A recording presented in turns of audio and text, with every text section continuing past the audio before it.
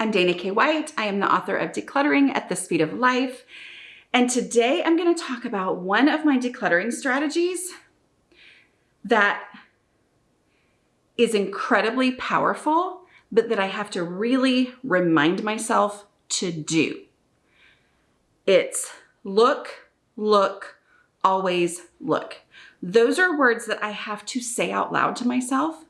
I have to remind myself of this strategy in moments where I am shutting down and completely overwhelmed. So there's another video that's either already come out or it's coming out soon, probably, where I decluttered this drawer here, okay? I actually had tried to make the video 2 days before that and completely shut down because I opened this up and started finding some highly sentimental, therefore very overwhelming items that I was like, oh, I didn't know that was going to be in there. Oh my goodness, I haven't thought about that in years, but it just shut me down, okay?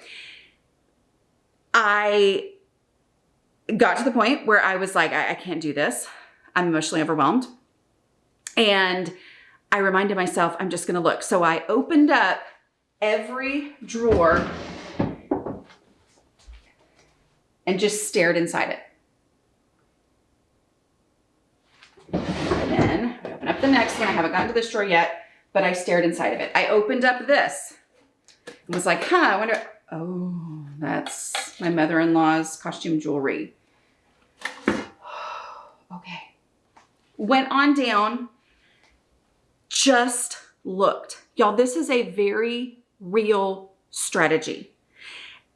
And the fact that this drawer is completely empty now, 2 days after I shut down and could not even deal with it, is testament to the fact that the look, always look strategy is extremely powerful, okay? When I dealt with this drawer today, it was easy and pretty fast. Here's what happens when you look, always look. I am not a mental health professional. I'm just telling you from my experience and from the experience of those of you who have used this strategy and who have written to me to say, this is a powerful strategy, okay? Here's what happens. When I'm feeling overwhelmed, it is generally because I am seeing all these things for the first time in this setting that I can recall.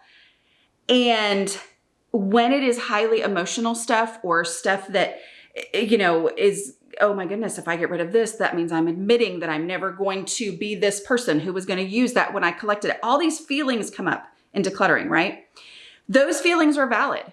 I am never the person who's going to say, get over it. I mean, I'll say get over it about certain things, but not about that. Like, I get it. That extreme, intense, all at once emotion will shut you down, will shut people like me down, I'll say. When I give myself permission to look and just look without any obligation to act on anything right now and say, this is an actual real strategy. When I just look, and that lets me look and register what is in this space without any pressure on me of having to deal with it. Okay? I'm just looking. And then I step away from the space and I don't worry about it. It was about 2 days and my brain was registering, okay, that little thing that I saw that took my breath away.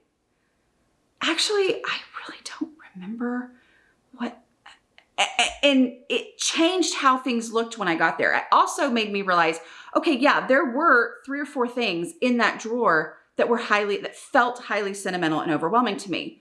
But a lot of that stuff wasn't. And my brain is just adjusting so that when I came to this space today, I was coming to it knowing what I was going to face. And knowing is half the battle, right? Like knowing what is going to be in there so that nothing is a surprise this time means that I'm ready to follow the no mess process, to start with trash. When I was doing this the other day at the point when I finally shut down, I found a little bit of trash, but not very much. This is how much trash I ended up with out of this drawer, okay? And the first day when I had looked at this space, I got maybe 3 or 4 items before I just completely shut down. But because I wasn't coming to this cold, because it wasn't a surprise, I was able to identify a lot of trash very quickly and start sorting things out because I have a process, okay? It's not just, oh, everything's easy now. No, I have a real process, and trash was obvious to me. Oh, there actually is a lot of easy stuff in here that belongs somewhere else. Oh, there were a few donations, not very many. And then I was able to just clear things out, right? Like, so that's the power of the look, always look strategy, is just to give my brain the chance to acknowledge things with no pressure of, am I going to do this today? Am I going to finish this today? But just to say, I'm doing this for a reason. I'm looking, I'm giving myself permission. I'm going to step away. And when I come back, it's going to be so much easier because I looked, always looked, okay? But it's also look, only look. It's that permission that this is a strategy, okay? It makes things look different. It's incredibly powerful. Give it a try. If there are spaces in your home that you're scared of, you're scared to open the cabinet, you're scared to open the drawer, you're scared to open the entire door to a room, give yourself permission to go and open that drawer. Open that door and look inside. Sometimes it's a matter of opening up a box that you're like, I don't know what's in that box and it scares me. Open the box and see. If there happens to be anything that is like, well, that's obvious trash, go ahead and get rid of it. But you are not obligated on this look, always look. Shift things around, move inside of there. Don't feel like you have to do something today because the strategy itself is looking, always looking. This is one of my best strategies for the highly sentimental stuff, like photos. Give yourself permission to look through these items.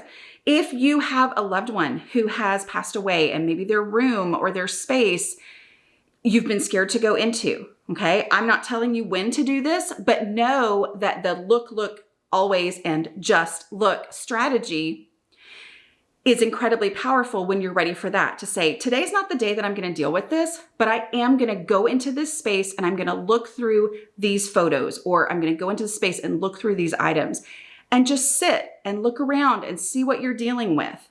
Because it feels like when the drawer holds sentimental stuff, it feels like the whole drawer, because it's a big mess, is just sentimental. Every single thing in that space is going to take my breath away. I'm not going to be able to do this. But just looking and then stepping away, my brain, again,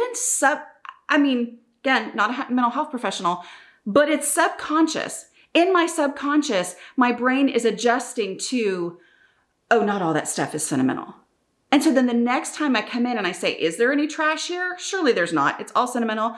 I generally am able to go, oh yeah, there actually is. Is there anything in here that's easy that I already know what I want to do with it? Oh, yes, I can go ahead and do that. Every time something leaves, the space is a little less overwhelming than it was before, okay? So use this strategy, embrace it as a real strategy, and give yourself permission to look with no obligation. Even if it means looking is the emotional day.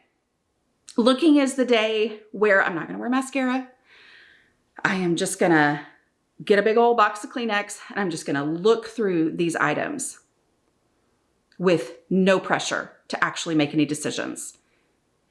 Then step away from it and then come back to this space later. And I can almost guarantee, can't guarantee obviously, but I can almost guarantee that it's going to be easier for you when you come back. Okay. Here's the other thing. Look, always look does not mean pulling everything out of the space. This is one of the biggest reasons why I don't pull everything out of a space to start a decluttering project. If I had started by pulling everything out and spreading it everywhere for me to look at everything at once, and then got overwhelmed and shut down like I did, then my shutdown would have happened at the point where I had created a much bigger mess than what I had before when everything was in this drawer, okay? Everything would have been spread out at the moment of shutdown, and now I would really resent and regret having tried to declutter. But because I'm not pulling everything out, that doesn't happen. And I look through things by moving and shifting and just, keeping everything in the space. And that means when I shut down and I have to step away, I have done something positive because I've looked, and I haven't done anything that I'm going to regret because I haven't pulled everything out of the space. Okay? So it's incredibly powerful. Give yourself permission. I would love to hear from you on how it works. Okay, I'll talk to y'all next week. Bye.